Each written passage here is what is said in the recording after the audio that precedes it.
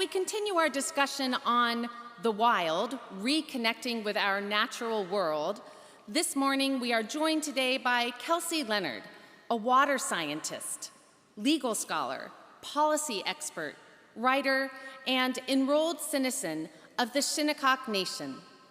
Dr. Leonard is the newly appointed Canada Research Chair in Indigenous Waters, Climate and Sustainability at the University of Waterloo, where she joined the Faculty of Environment in 2020.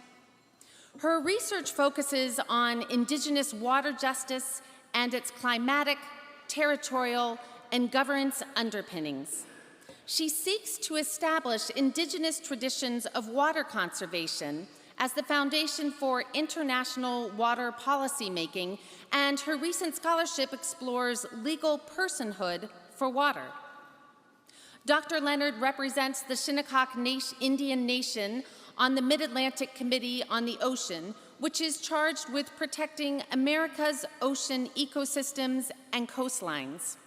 She is also a member of the Great Lakes Water Quality Board of the International Joint Commission, the National Ocean Protection Coalition Science Advisory Team, Global Alliance for the Rights of Natural Academic Hub, and an affiliate of the Earth Law Center. Among Dr. Leonard's honors and awards are the Banting Postdoctoral Fellowship, a Native American 40 Under 40 Award from the National Center for American Indian Enterprise Development, and a Peter Benchley Ocean Award for Excellence in Solutions. She has also been recognized as a 30 Under 30 World Environmental Leader by the North American Association for Environmental Education. It is our honor to host Dr. Leonard and her mother, Michelle, this week on their first visit to Chautauqua, made possible by the Helen S. and Merrill L. Bank Lectureship and the Donald West King Sr. and Frances Lila Lee King Lectureship. This morning's lecture is titled Earth Law, Reconnecting with Nature for Our Shared Sustainable Future. Please join me in offering our warm Chautauqua welcome to Dr. Kelsey Leonard.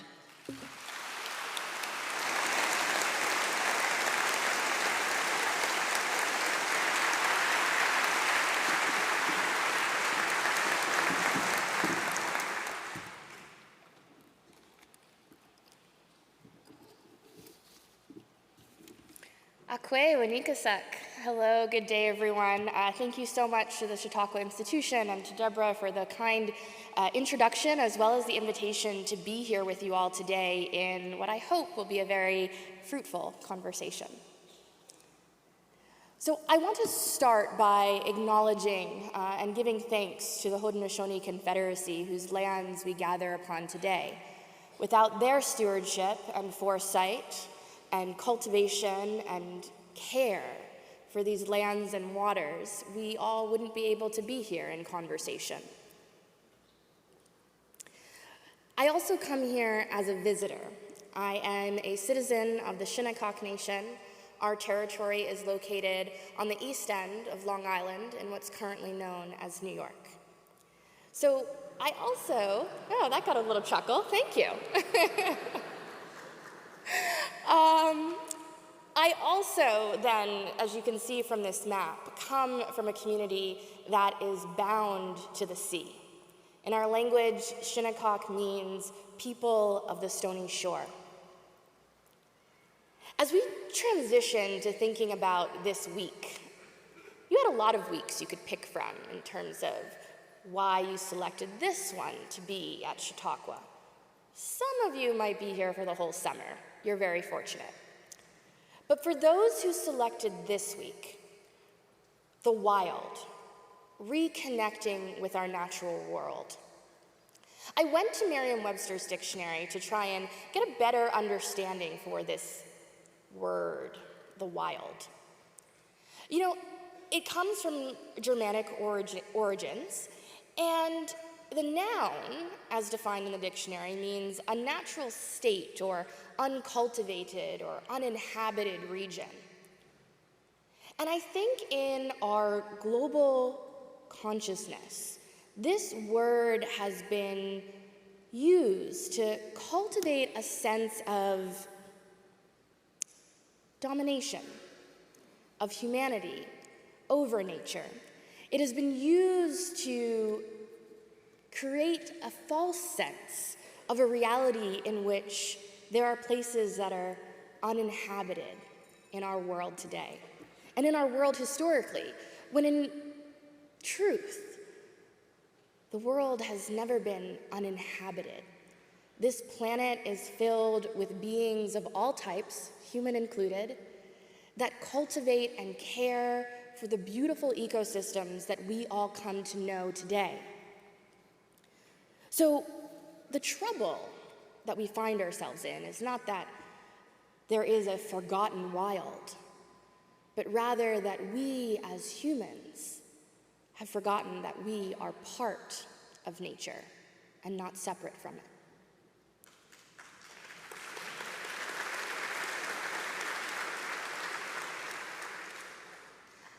I believe this is also at the heart of our current climate crisis. We do not have a climate crisis, we have a human crisis. There is a myth of scarcity being solely driven by an idea that the natural world is creating this scarcity, when the reality is we are causing these crises. When we put forward this myth that the natural world drives this scarcity, we forget our responsibility, our culpability in creating this destruction. You all are very fortunate this week to be among some of the most brilliant thinkers of our time. I don't necessarily count myself among them, but have also counted myself among you as being fortunate to hear from Oren Lyons, faith keeper of the Onondaga Nation yesterday, former Secretary of the Interior, Sally Jewell, and tomorrow, if you also find yourself as fortunate, to hear from Dr. Robin Wall-Kimmerer. But perhaps you may have other plans or may not make it there, so I wanted to share some of her words that guide the work that I do. She says that knowing that you love the earth changes you. It activates you to defend and protect and celebrate. But when you feel that the earth loves you in return, that feeling transforms the relationship from a one-way street into a sacred bond. See, we need to reimagine our relationship to the earth. And to do so, we need new legal movements to transform our approaches to environmental protection.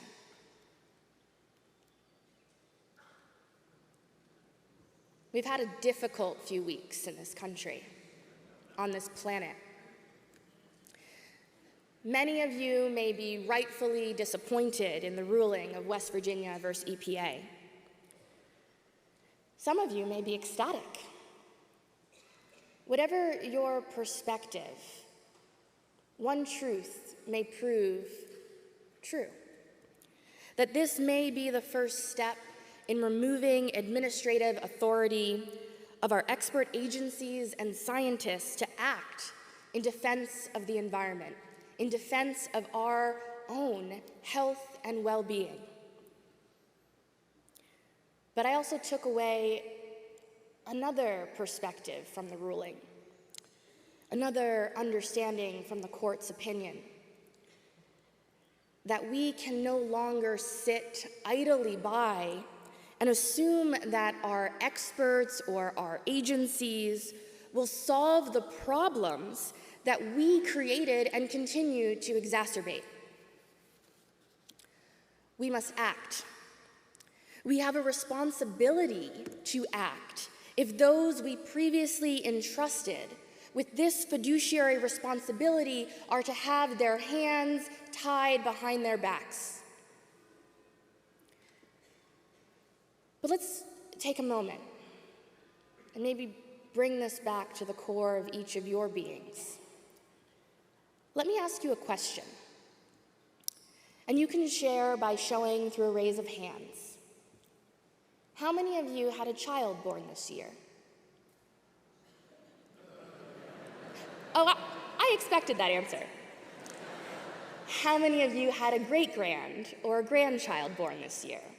There we go. Oh, keep the hands up.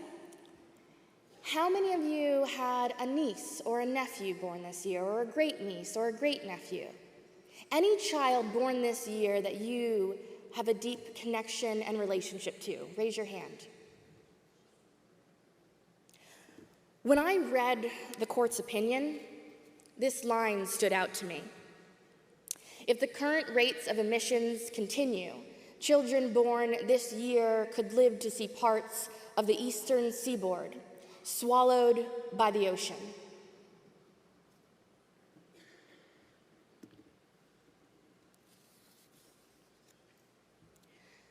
You see, if we do not act, those children born this year will live to see regions like the Chesapeake Bay, Virginia Beach, Miami, New York, underwater. There will be catastrophic economic consequences, and they're already here. We see them every year from the increasing floods, droughts, tornadoes, and wildfires that afflict our planet. Perhaps you're still not persuaded by the threat of sea level rise. Perhaps you don't think there's anything wrong with the status quo. That why can't we just let things remain the way they are? Sometimes I'm adverse to change too. But if we maintain the status quo, the path that we're currently on has seen us lose 68% of animal populations in the past 50 years. That we see more than 2/3 of the longest rivers around our planet no longer flow freely. And that we've lost nearly half of coral reefs in 30 years. This is not planetary extinction, this is human extinction being driven by humans, by each and every one of us. And you may ask yourself, well, how can this be? It's because our laws on the books today and those being decided by the court legalize the destruction of nature. We don't create laws, in large part, that allow for nature to thrive and to flourish and to evolve. We create laws that allow us to pollute just enough so that it's not damaging to future humans. And so my hope in our conversation today is that we can start to chart a path where we realize that we need to reverse the hierarchy and former acceptance of humanity's domination over nature and begin to recognize instead that as humans, we are not superior to other life on this planet.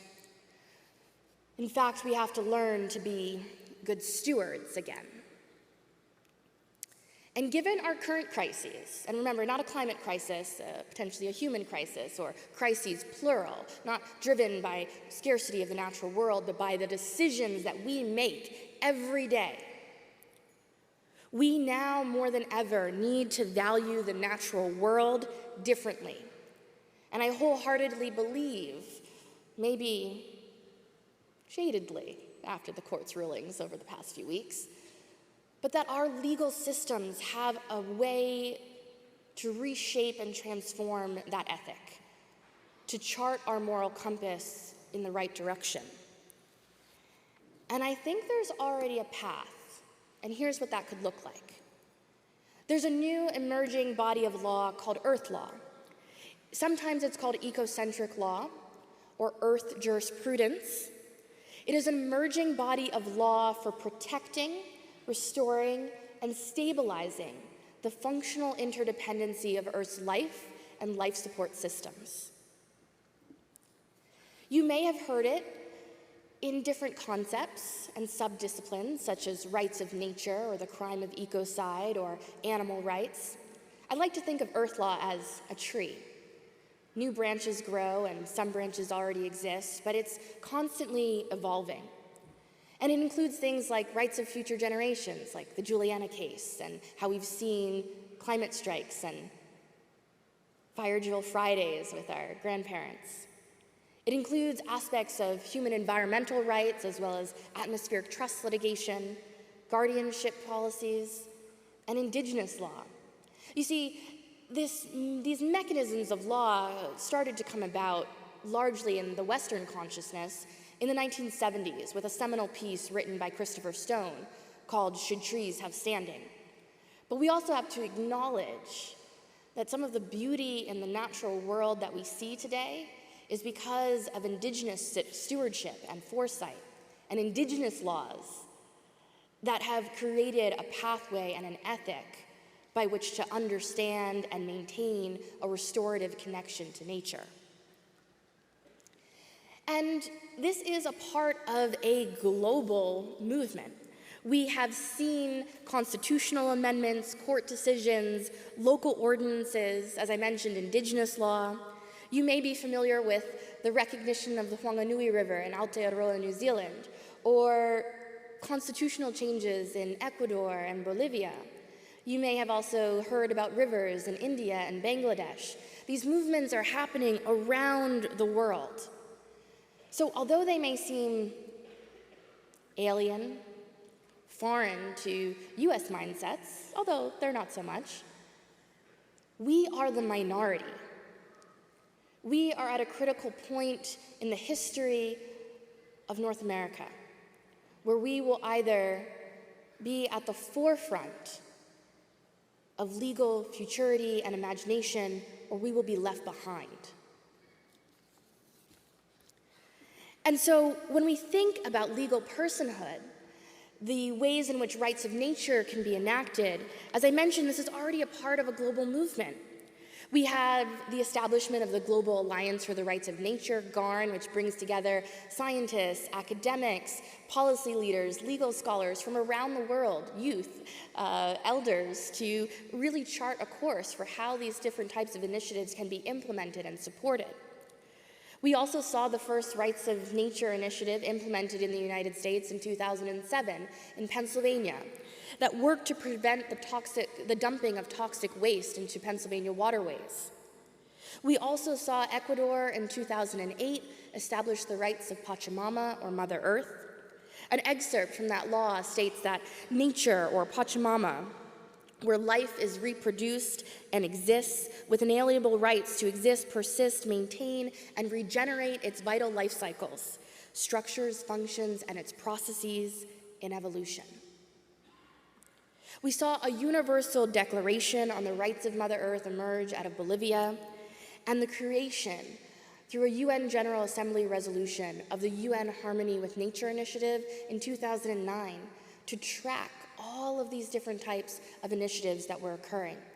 You see, we're now decades into this global movement. And when we think about one subset of Earth law, rights of nature, remember how I mentioned we create laws that legalize the destruction of nature? This is trying to counterbalance that, to remedy the ailment we've caused our society. It imagines a way in which we correct the flaws within our legal system. If the Supreme Court tells us in West Virginia versus EPA that the people need to authorize these types of climate change mitigation efforts, then we need to authorize it. Create the laws by which you say that you will not allow for this type of destruction.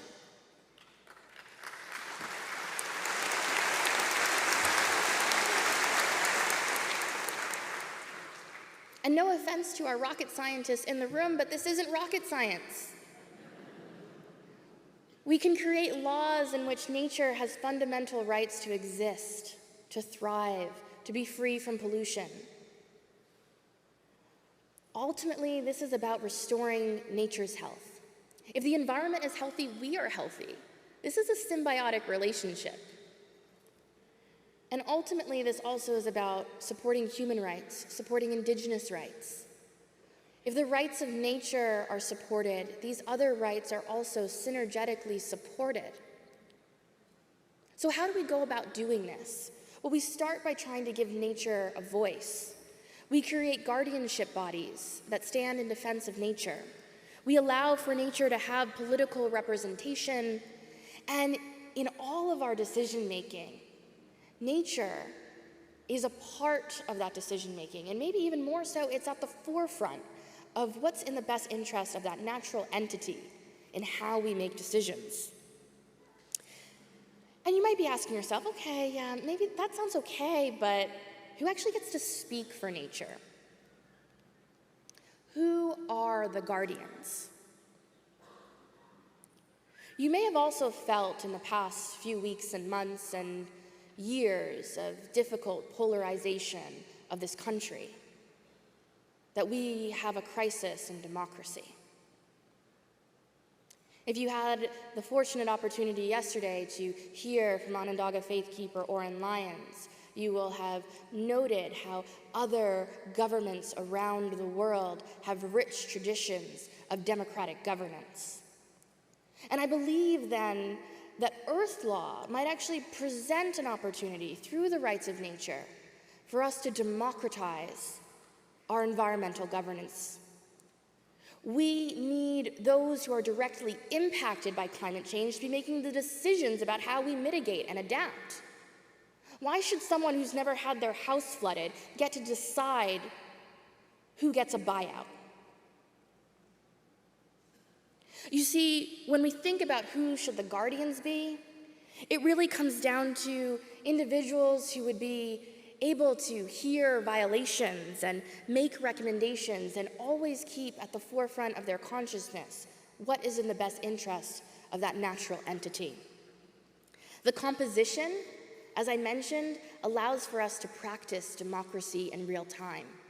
We bring in community members, and we bring in experts and scientists and spiritual leaders and indigenous peoples and those who are on the front lines of climate change.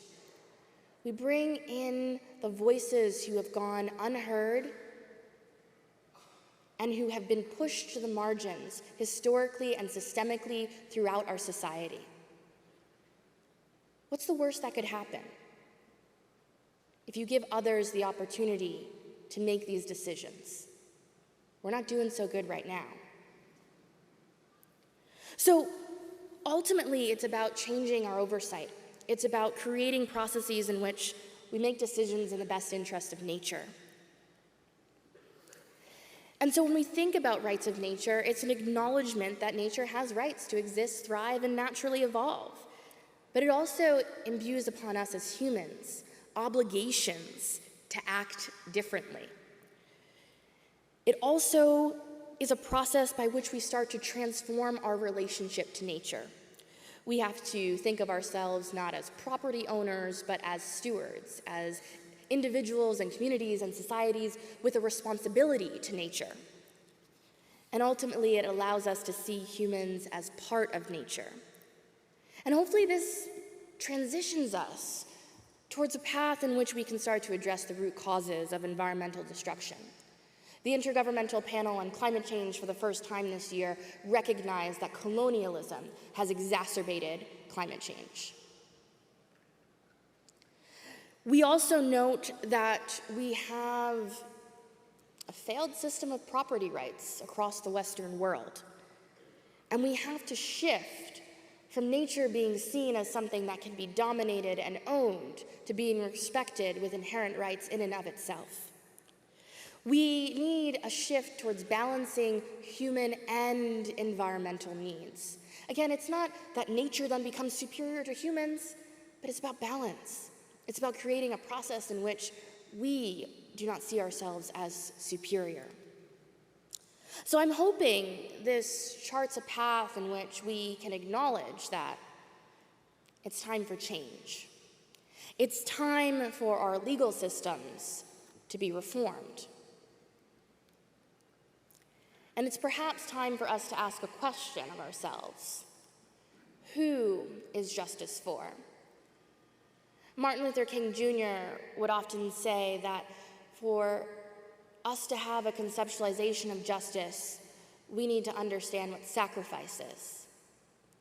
We need to understand in that sacrifice what we are willing to give of ourselves so that others might live.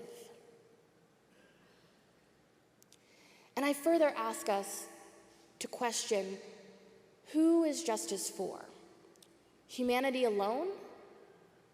Or perhaps it's for all beings on this planet, inclusive of nature and humans, because we are nature. We have granted legal personhood to corporations in the United States. So, this line of inquiry is not far-fetched. It's not out of the box. It actually is very much in tune with our current system. But perhaps it needs to evolve.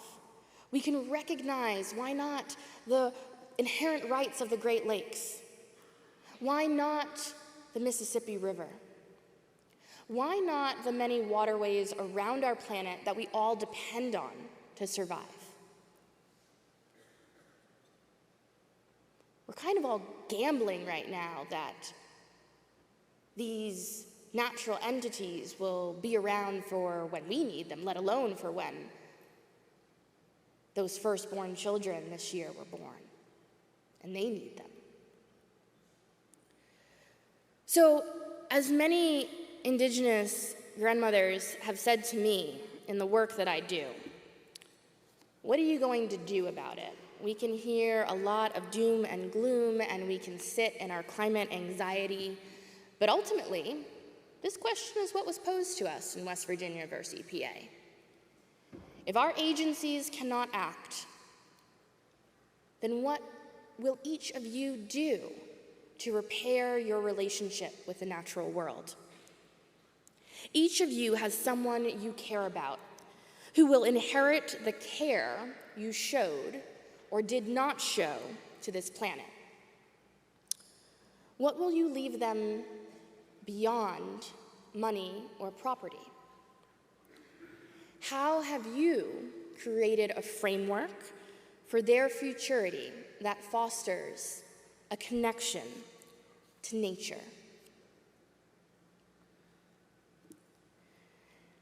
Maybe you will find inspiration to carry out some own locally created Earth Law initiatives and approaches in your hometowns or cities across this country. From constitutional amendments, national level, unlikely. But your state constitutions, many of you have an immense amount of power to think about how you can advance these types of ideas within your state constitutions. And maybe that's too big or broad, or it just feels really scary. But you have to start somewhere. So maybe it's a local town ordinance or a city council resolution, something to start to change the law on the books, pen to paper. Maybe some of you have different gifts. You're artists or poets or lawyers. We need more lawyers who are in defense of this planet, appeal to judges, write amicus briefs. And perhaps some of you also are writers and philosophers and could help us to think about the future of this planet by creating replicable models. And hopefully from today's conversation, you realize you're not alone. There are others out there in the world working on these issues, wanting to support you. But perhaps still, this feels still kind of scary. It's a little bit maybe out of your wheelhouse. I came to Chautauqua for a lecture, not to be a lawyer. With this, I would say, again, there are folks already working in this space who you can lend a helping hand to. Right now, in the state of New York legislature, there is a bill considering the recognition of the inherent rights of the Great Lakes.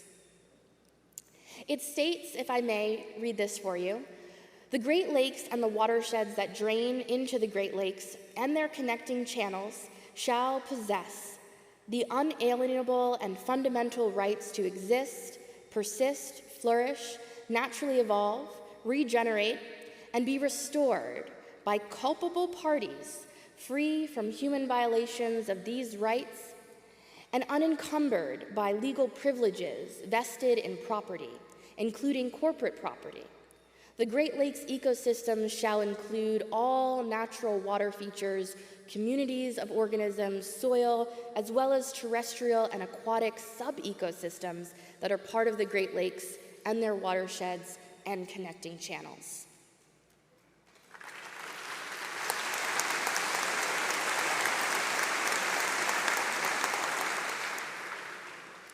I can't take credit for that. That's Representative Burke. So if you are one of his constituents or just a New York State citizen, call your representatives. Be an advocate for the rights of the Great Lakes. They support planetary health not just for you, but for everyone. Perhaps these ideas are still too far out of your wheelhouse. And if these ideas feel too far out of your reach, why don't we just start right here on the Chautauqua grounds and with Chautauqua Lake? I've spent days listening to many of you share your generational memories of coming to these grounds. I've heard so many beautiful stories of how this land and water has shaped you and your families into the beautiful beings that you are today. But I have a question for you. What have you done for the lake? The lake is threatened due to the persistent development, deteriorating sanitation infrastructure of homes around the lake, and the lack of natural habitat and shore restoration. See, this is an example of how we prioritize human needs above the needs of the lake. Grass may be a nuisance for your boats, but it's critical for lake health. There are options. What you see before you on the screen today is a recent initiative by the country of Palau, who actually became the first country in the world to revise its immigration standards for visitors to the country, requiring that all sign a pledge not to harm the environment. It states the following: "Children of Palau, I take this pledge as your guest to preserve and protect your beautiful and unique island home. I vow to tread lightly, act kindly, and explore mindfully. I shall not take what is not given. I shall not harm what does not harm me. The only footprints I shall leave are those that will wash away."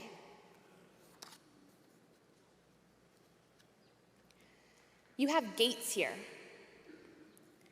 And the full history of those gates is for each of you to reflect on every moment you cross them. Historically, gates have been used to keep out the wild. But if this week is about restoring our connection to the nature, what if the gates were used to remind people to be stewards of these grounds, to pledge not to take and destroy, but to give back and renew? As members of the Chautauqua Institution, the choice is yours, and the time to act is now. I return to the words of Dr. Robin Wall Kimmerer. Knowing that you love the earth changes you. It activates you to defend and protect and celebrate. But when you feel that the earth loves you in return, that feeling transforms the relationship from a one-way street into a sacred bond.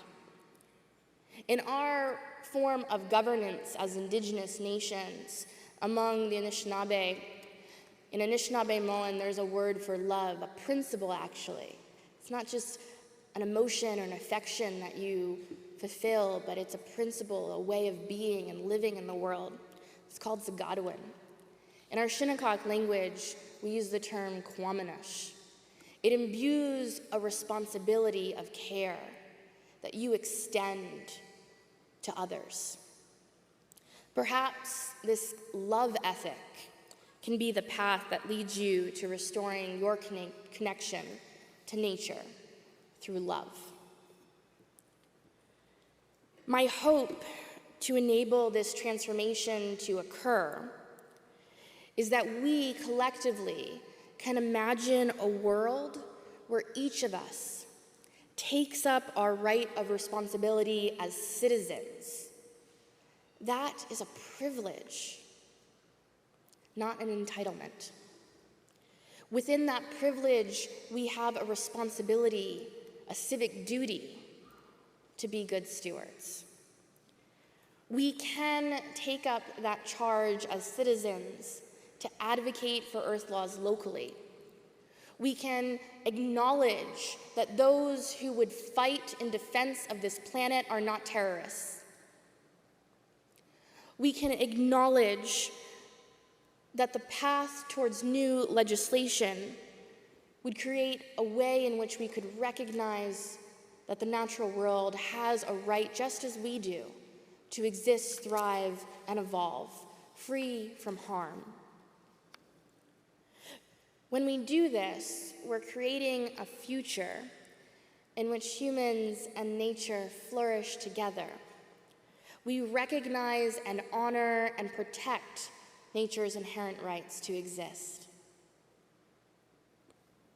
We create a future that is livable for those generations to come. As I mentioned before, this is a global movement.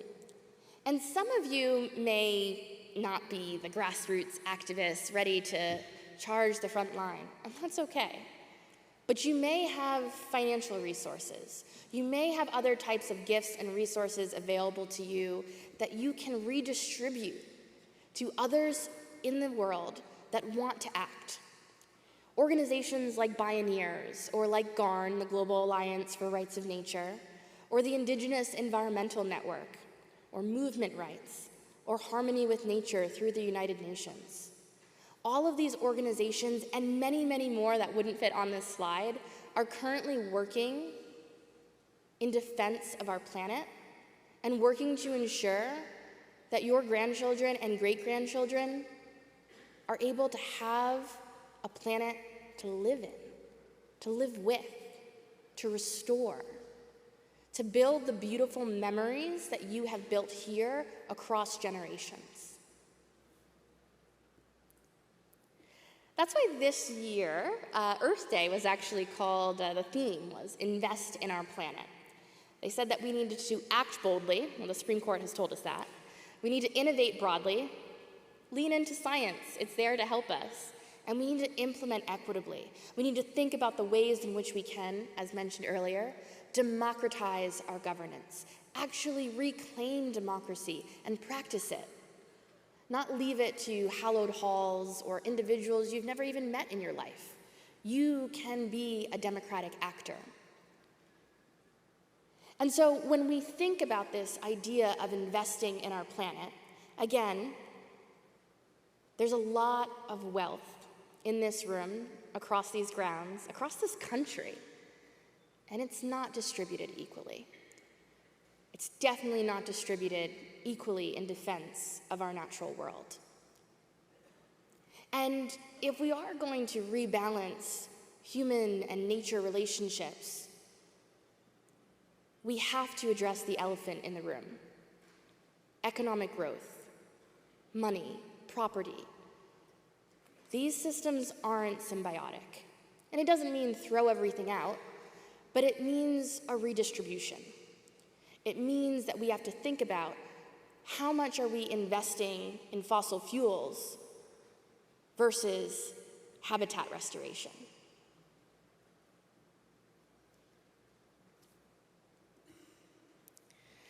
The ideas that I've shared with you today largely come from an organization, also a part of these global change makers, called Earth Law Center.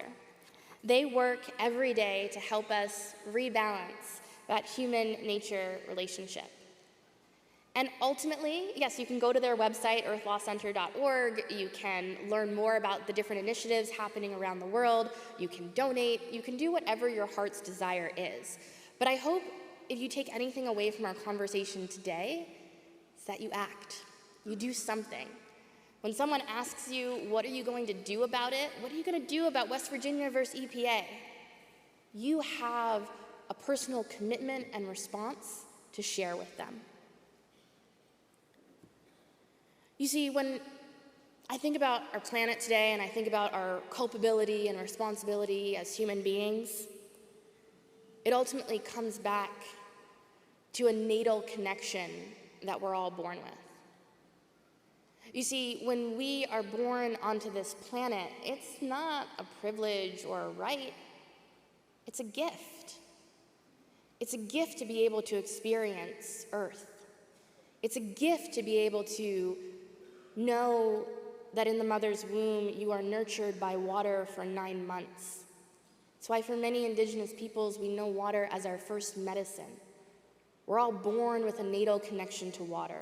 We're all born with a natal connection to this planet. But somewhere along the way, we lose that connection. We become gluttonous, and we look for that connection to be fully a one-way street and not reciprocal. As I mentioned earlier, asking you and hearing from many of you, why you come to Chautauqua? It's because of the beautiful memories that these grounds, these lands, these waters, these conversations inspire within you.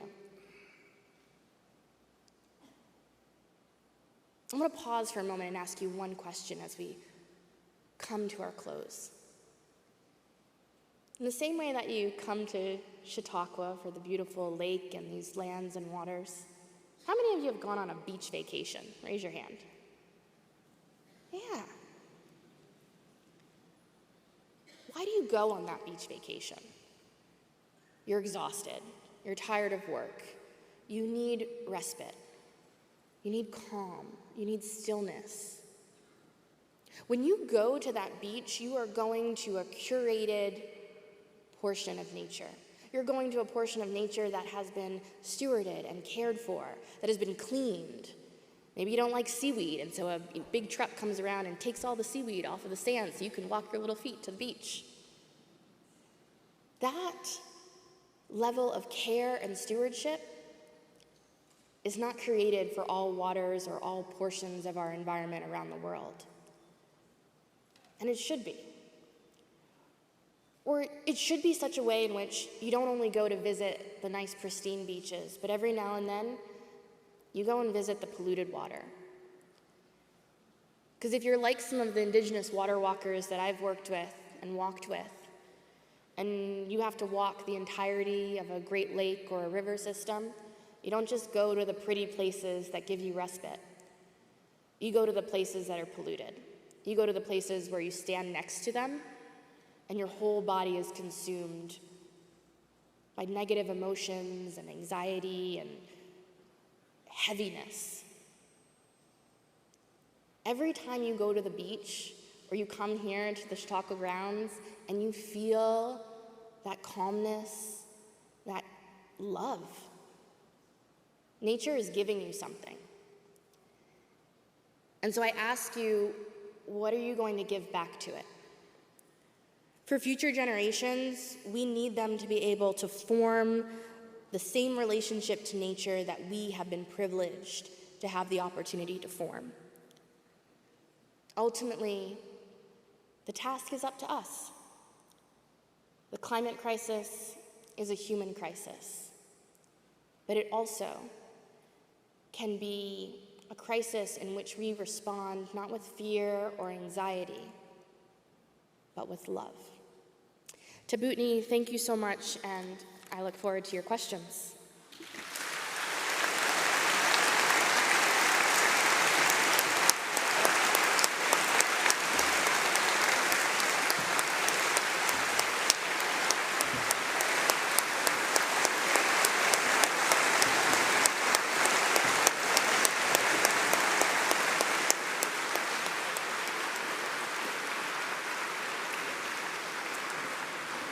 For those of you who are leaving other programs at this time, we remind you and ask you to do so quietly so we can get to all of the questions that are pouring in like water. For those of you that do have questions for Dr. Leonard, please remember you may submit them through our ushers who are circulating. They will have slips of paper and pencils. And you may also submit questions online at questions.chq.org, or you can give us a tweet at CHQ2022. Dr. Leonard, thank you so much. Thank you. So we'd like to start by inviting everyone and reminding us to also think locally about what you talked about today. Of course, here we are on Chautauqua Lake, and our guest house is purposely put right on Chautauqua Lake. And at Chautauqua, we've recently made a commitment to restore the lake in our lifetime. And we have Toby Shepard, our lake project manager. And I wonder, because we are a place that loves literature and loves language, when we find ourselves talking about land use, water use, how do you feel that our language and perhaps our adaptation of our language can be a part of changing our relationship with the earth and nature? Well, thank you so much for that question. I think it's integral to how we approach conservation, how we approach what we do, the physicality of our everydays. When we think about language and we think about sort of the lexicon of use in these spaces, there's actually quite a bit of literature, some of my own scholarship, in which we see that we use a lot of military-based language, a lot of combative language. You might have even sort of heard me using it today, but it's largely because it's just become a part of our lexicon. These instances in which we say combat climate change, people on the front lines, fight this. And that's why I really love the work of Dr. Kimmerer. I love the work of other Indigenous scholars in this space. Dr. Deb McGregor is another wonderful scholar who writes about this love ethic of Zagadouin and really needing to change the way in which we formulate environmental principles. In large part because language is important. How fundamental of a shift if all of our language is very much concentrated around militarism and concentrated around also being very male-dominated and very, gendered. How do we then inspire young people to want to change behavior, to want to be different, to act differently, to be just inspired to act in general? So language is really important. And also maybe largely addressing the potential monopolization of English, in our lexicon, thinking about ways in which we can respond to the diversity of this country and the world in utilizing language that is more reflective of that diversity. Dr. Leonard, we have two questions here about models. And I remember that you noted that one of the things we could do was create replicable models, and you mentioned a declaration of river rights. And one of our listeners says, how do you find models that get people to lean into tomorrow? So could you address that? I love that last part of leaning into tomorrow. Well, if you're going to lean into tomorrow, you already have youth leaders who are tomorrow, they're going to be here. So I feel like when we're creating new models, it's really important to have those new models be youth-informed, youth-driven. Oftentimes, some of the best models that we've seen come out of, global forums, even, within international climate change negotiations. Those are largely being youth-driven and youth-led. And that's why I love the example of the Palau Pledge, because that also was a youth-driven initiative. And so when I think about replicable models and how they can manifest around the world, wholeheartedly, they need to be youth-driven if they're going to be around for tomorrow. So we have several questions in the legal category, and this person writes, how can Earth law work in alliance with the interconnected and inter-impacted disability justice, critical race theory, feminist law? They're really looking for, is there an alliance that would help move some of these things forward together? Wholeheartedly an alliance, and I think when we think about justice movements, I think our ability to have seen the transformations globally in legal systems, maybe not as far as we would like it in the US, but globally around these initiatives of Earth Law has in large part been due to the foundation that was laid through those justice movements and continues to be laid. You know, I fervently believe that we would not see the advancements in Earth Law, particularly in the United States and in other Western countries, if it was not for the work of environmental justice advocates like Dr. Robert Bullard, like those who have coined and conceptualized the term of environmental racism, like youth activists like Leah Thomas, whose new book, Intersectional Environmentalist, talks about the ways in which we can bring all of those justice movements together to create environmental governance principles that really allow for our sustainability in the future. And this next question is about legal identities. Can you speak to any new legal identities that might create a new legal category beyond personhood, which we might apply to natural entities in order to overcome legal and social obstacles? Short answer is yes, let's do it. What does that look like in practice? I can't think of one off of the top of my head. I think the way the question is written, they probably have an idea, and if they shared that, I'd be able to give them more context. But one example I can, off the top of my head, share is there was a piece, a lot of news cycle recently, in maybe about the past few weeks, about how bees are now fish. And this was a court case that came out of the California system because there were environmental protections affirmed within California state law for invertebrates of certain fish species, and there weren't protections for bees, which are critical to our biodiversity and to addressing climate change. And so they were trying to get protections put in place for these bees. And so these sort of savvy legal minds said, well, bees are now fish. They're an invertebrate, and so they should be protected under the same law. And the court said, yes, we agree. So I feel like that's maybe a good example.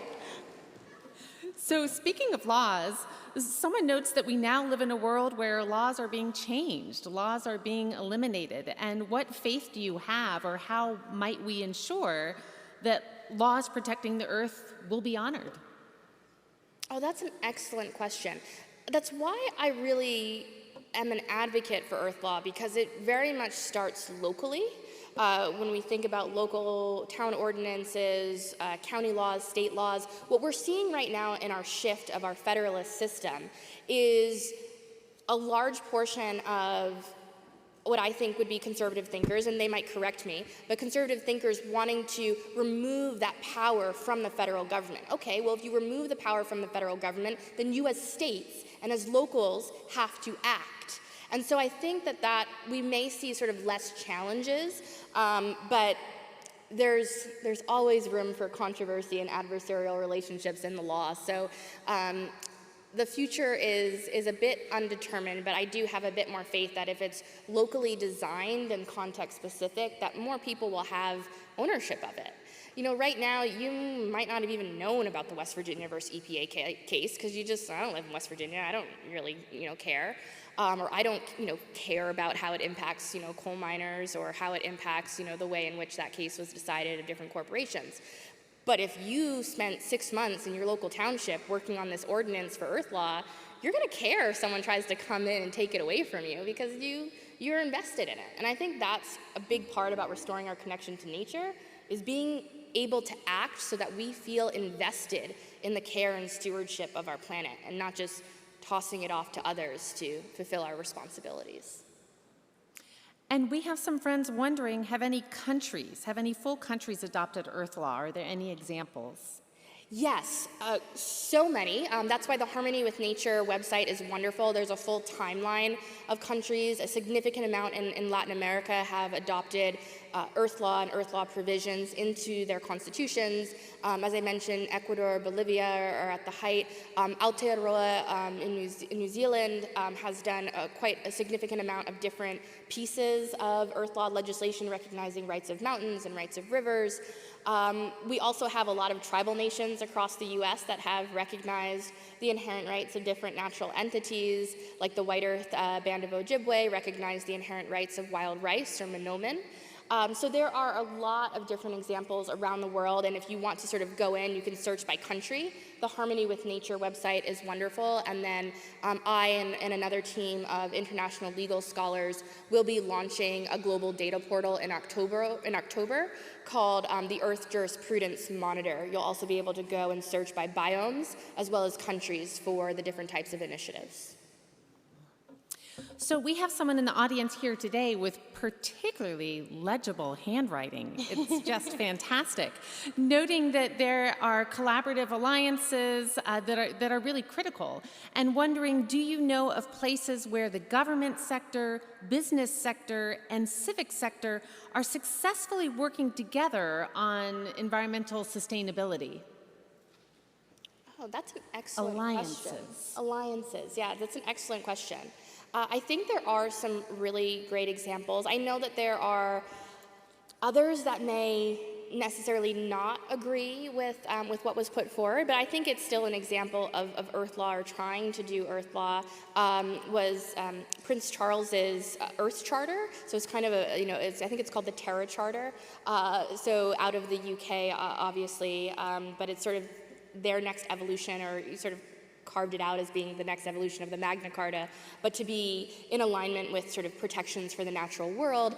It leans very heavy on economic incentives and ecosystem-based services, but those are options. It's all, it was put forward with good intentions and ideals. So I would encourage you to look at the Terra Charter if you want to see more of those types of business industry alliances.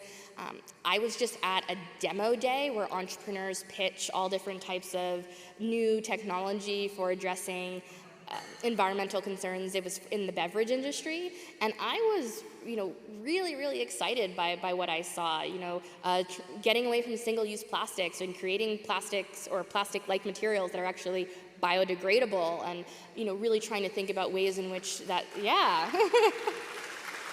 And then seeing big companies too supporting these entrepreneurs and working in partnership with them to create pilots to really try and make these technologies work in their systems, from breweries to beverage companies to all sorts. And so I think before that I was a bit jaded, but I think there are a lot of really great people out there trying to do their part.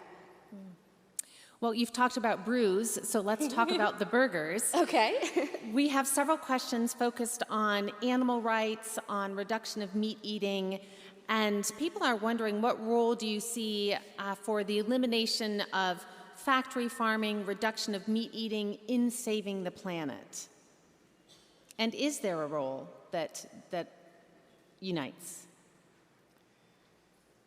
So we definitely, in addition to, I think the litany of crises can just continue to go on: climate crisis, food crisis, water crisis, and that's why I just say they're all human crises, because it's about the decisions that we make as humans that create these notions of scarcity. So I think for the problems that we face within farming and agriculture, they're massive, and they're not necessarily something that we can change with the swipe of a pen. So I think there need to be a slew of different types of Earth Law initiatives that help us address food justice concerns. In terms of people's individual diets and what they pursue, I really think we need to think more about, how can we be more local? We got into these large-scale farms, and we got into these sort of industrial ag and all of these provisions, and it detached us in the same way that we're detached from where our water comes from. We're detached from where our food comes from. And so there's a whole slew of initiatives that need to happen to right that ship in terms of our connection to food. I think there are a lot of really great people working on this, and I do think that there are subsets of Earth Law, like animal rights, as well as, I think, an emerging aspect of food rights, like what I mentioned with the White Earth Band of Ojibwe. Monoman wild rice is, very much threatened, and that species of rice only exists in this part of the world. So if you allow for its distinction through our big ag practices and other failures in water quality and wetland maintenance, that's a grave injustice in terms of food security for indigenous peoples, but I think the world over. How many people have had wild rice before from the Great Lakes? it's pretty good.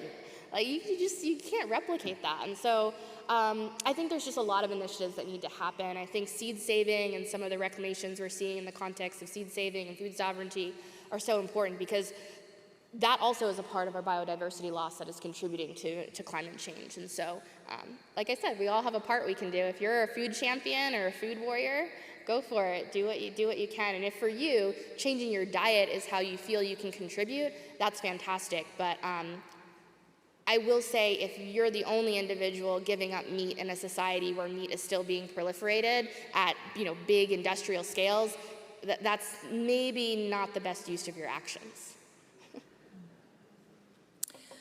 So someone asked, how do we overcome in the near term court invalidation of local rights of nature mandates, such as we've seen in various parts of our country?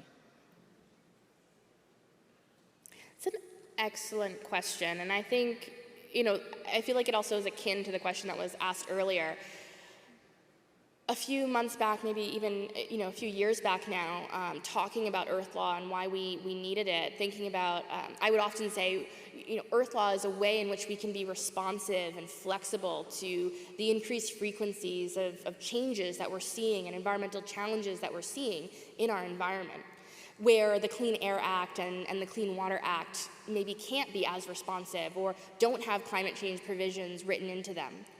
Well, now the court has also kind of shown us that, we can just strike the efficacy of the Clean Air Act, and you're still going to need these new types of initiatives. So I think what we are starting to see is that we can't just rely on the status quo, as I mentioned in the talk. We have to have multiple approaches, and we do have to be resilient. And I also think that a part of this work is education. There's a wonderful water scholar named Dr. Farhana Sultana who talks about one of the ways in which to realize water justice, in line with all of these other environmental justice movements, is education. I think a lot of times courts are making these decisions. Yes, there's politics and corruption involved, but a lot of times courts are making these decisions because they're cases of first impression, and our law students, they don't get this in first year of law school. And so that's what Earth Law is trying to do. The Earth Law Center, what I shared with you in one of the images, is a law textbook. It's the first Earth Law textbook in the world. So now we're starting to educate new legal minds that may go on to be the court clerks and the justices and the paralegals, to be conscientious about these different types of ways in which we can set precedent in our legal system. So are things going to be overturned? Yes. But are there resilient actors out there who are going to keep the fight going? Definitely.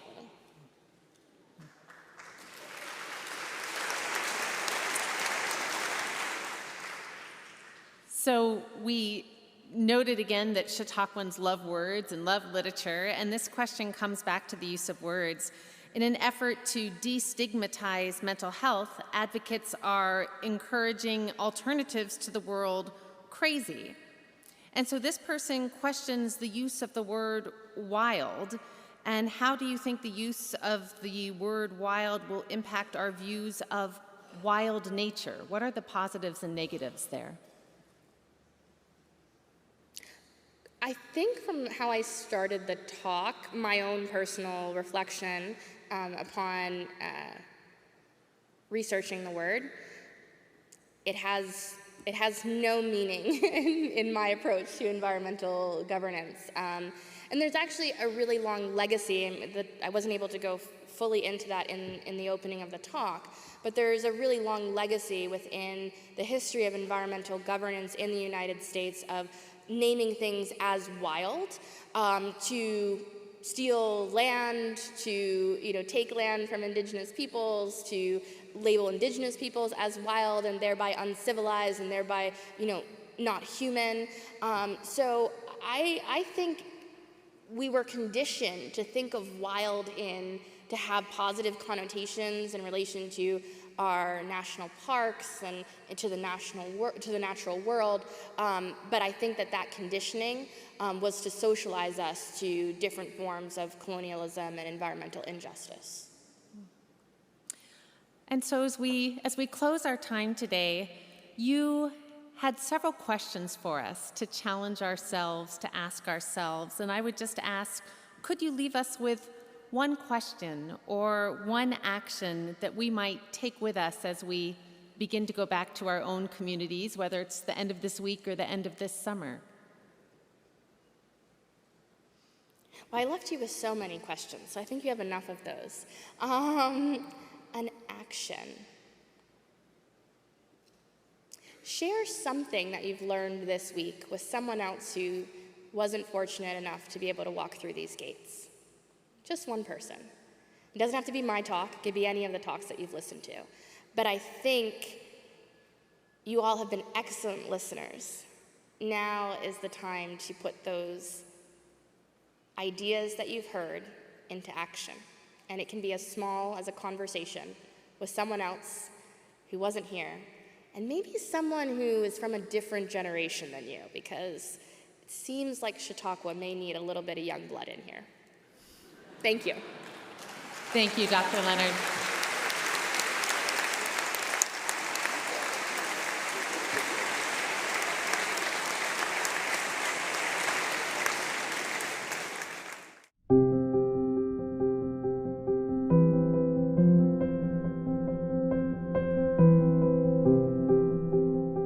CHQ Assembly is made possible through the collaboration and innovation of Chautauqua Institution's full-time and part-time staff, seasonal staff, and many volunteers, as well as participants like you, whose engagement, gifts, and subscriptions sustain our mission.